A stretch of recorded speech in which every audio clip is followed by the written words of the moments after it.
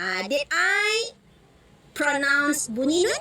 Tak. Sebab apa saya tak bunyikan bunyi nun? Sebab ikhfa hakiki, nun mati bertemu ta menjadi ikhfa hakiki. Kalau nun mati bertemu ta, apa pertanda larangnya? Jangan bunyikan nun mati dengan jelas. Maksudnya apa? Lidah tu tergantung. Tak, dia naik tapi tidak melekat. Tak. Kalaulah melekat, apa bunyinya? Tak. Kenapa tak boleh melekat? Kenapa tak boleh jelas bunyi nun? Sebab kalau jelas bunyi nun, suara dan nafas akan naik ke hidung keseluruhannya. Salah. Kenapa? Kerana ikhfa hakiki, maksud ikhfa hakiki dari segi istilah adalah, antaranya adalah apa? Bunyi dengung ikhfa hakiki adalah antara izhar dan idgham. Antara, maknanya bukan semuanya di mulut, bukan semuanya di hidung. Dia kena separuh di mulut, separuh di hidung. Bagaimana nak membunyikan sebegitu pembahagiannya tu?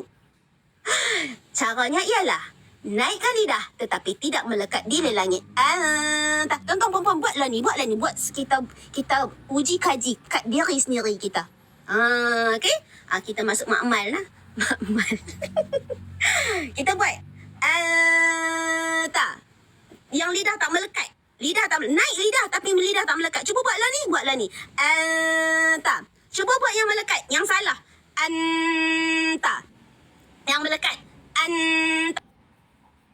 Tak, yang jelas bunyi nun salah. Sebab apa? Bila kita naikkan lidah, melekatkan lidah, seluruh suara dan nafas kita akan naik ke hidung. Sedangkan yang itu salah. Sepatutnya dia kena separuh mulut, separuh hidung. Bagaimana nak menjadikannya separuh-separuh begitu? Dengan kuasa lidah. Jangan bagi lidah melekat di langit. Bagilah ruang untuk suara dan nafas keluar ke mulut sama. That's why. Okay? Faham ke cara penerangan saya? Kalau faham, tanda faham, tekan butang share sekarang. Okay? Saya nak rehat suara saya duduk menjerit je. Okey, tuan-tuan puan-puan, saya nak siarkan apakah kita punya kelas-kelas yang ada. Where is Allah? Kerana Allah telah memberikan kefahaman kita pada petang ini. Saya dulu belajar tajwid berkata-kata. Sat sekolah rendah, sat sekolah menengah, sat belajar dalam bahasa Melayu, sat belajar dalam bahasa Arab, sat belajar dekat Mesir, sat belajar kat Malaysia. Bila saya faham belajar tajwid tu? Dekat hujung usia baru saya faham.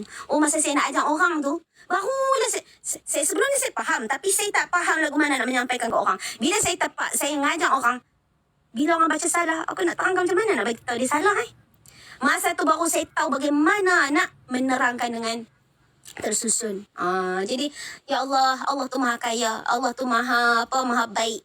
Dalam keadaan kita masih hidup, Allah masih lagi beri kita kefahaman sebelum kita menutup mata selama-lamanya. Jom kita tengok balik surah As-Sajadah sebelum menutup tirai kelas kita. Kita ada about 15 minutes to end our session. A'udzubillahi minasyaitanirrajim. Bismillahirrahmanirrahim. Alif Lam Mim. Tanzilul kitab la raiba fihi min rabbil alamin. Okey, semula. Alif, pendek je. Alif. Lam, 6. Mim, 6. 6 apa? 6 harkat. Alif tu jangan alif. No. Alif. Because memang ejaan this is alif. Tidak ada ya, tidak ada panjang. Lam, memang ada alif. Maka kena panjangkan 6 harkat. Lam. Pada mad lazim harfi. Mad lazim harfi iaitu pada fawatihus suwar yang berbentuk huruf muqata'ah. Semua huruf yang ada alif, waw, ya, huruf mad yang diapit di antara dua huruf, maka kita kena panjangkan 6 harkat. Boleh pilih tak? Tak boleh pilih. Tetap 6 harkat mad lazim. Lam. Mim pun 6 harkat sebab ada huruf mad yang diapit di tengah tu. Mim. Tetapi antara lam dengan mim itu ada pertemuan. Mim mati bertemu mim. Kod yang ada baru masuk. Kita recap balik. Lam. Lam atau mim. Antara mim dengan mim ni, antara lam dengan mim ni, mim mati bertemu mim. Idgham mutamathilin ataupun disebut idgham mimi. What will happen? Apa kita kena buat? Apa kerja kita? Dengungkan 2 harakat. 6 harakat lam. Dengung. Barulah mim. Mungkin lam dengan mim kita dah biasa tahu. Dengung ni pasal apa? Tercicir. Jangan cicirkan. Alif lam mim. Okey? Idgham mithlain saghir. Masya Allah, bagus. Okey, lah ni kita nak buat macam mana? Ayat kedua. A'udzubillahi minasyaitanir rajim. Ada ikhfa hakiki. Kita forensiknya.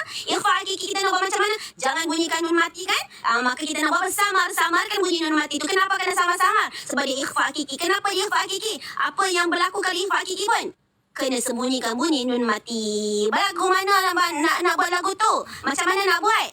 Nun lidah tu jangan rapat, jangan ketatkan di langit, jangan menutup ruang jaufu supaya ruang suara dan udara boleh lalu di mulut dan juga boleh lalu di hidung. Kalau kita tutup ruang mulut kita dengan lidah, ketat lidah di langit, ketat lidah di gusi, semua suara dan nafas akan naik ke hidung. Itu gunnah semata-mata. Sedangkan ikhfa hakiki dengungnya adalah antara izhar dan idgham. Maka separuh di hidung, separuh di mulut. Menjadikan dia samar-samar. Sembunyikan bunyi nun mati. Selama 2 harakat. A'udzubillahi minasyaitanirrajim. Tanzilul kitabi la raiba fih. Itu yang betul. Yang salah tanzilul. Itu yang salah. Pasal apa salah? Nun mati jelas bunyi dia. Tak boleh jelaskan bunyi nun mati. Sebab itulah antara cara penulisannya pun Irasam Osmani ni, nun mati tu tak ada baris. Nampak tak nun mati tu ada tak baris? Tak ada. Kenapa tak ada nun mati tu tak ada baris? Lupa nak letak baris ke? Adakah kiraan Quran tak cukup dakwat? Tak. Tetapi itu tanda bahawa tanda kiamat ke? Tak. Itu tanda bahawa kita kena baca dengan dengung. Tandanya bahawa nun mati itu tidak dijelaskan. Tak marah saja. Bagi kuat suara. Okey. Kita baca semula. A'udzubillahi minasyaitanirrajim. Tanzilul kitabi la raiba fih. Okey, kita habiskanlah ayat. A'udzubillahi minasyaitanirrajim. Tanzilul kitabi la raiba fihi min rabbil alamin. Mir rabbil, jangan lawan mir rabbil tak maulah pula. Kat situ nak rajin pula dengung salah. Kenapa tak boleh mir rabbil? Kenapa tak boleh nama-nama sini? Kerana di sini berlaku idgham bila gunnah. Kenapa idgham bila gunnah? Nun mati bertemu dengan ra. Ustazah kata kalau nun mati tak ada baris kan dengung. Bila masa saya kata? Tadi saya dah bagi habang mai. Siapa yang baru masuk mes, saya habang mai semula. Tanda dengung, lama 2 harakat. Dengung iaitu lama 2 harakat. Apa tanda dia? Nun syada, mim syada. Nun tak ada baris, mim tak ada baris. Nun yang ada mim kecil di atasnya, iaitu pakai serban. Nun mati yang tak ada baris ni pula ada 2 possibility, ada 2 kemungkinan. Sama ada nun mati tak ada baris tu dengung, ataupun nun mati tak ada baris tidak dengung. Untuk siapa? Untuk lam dengan ra.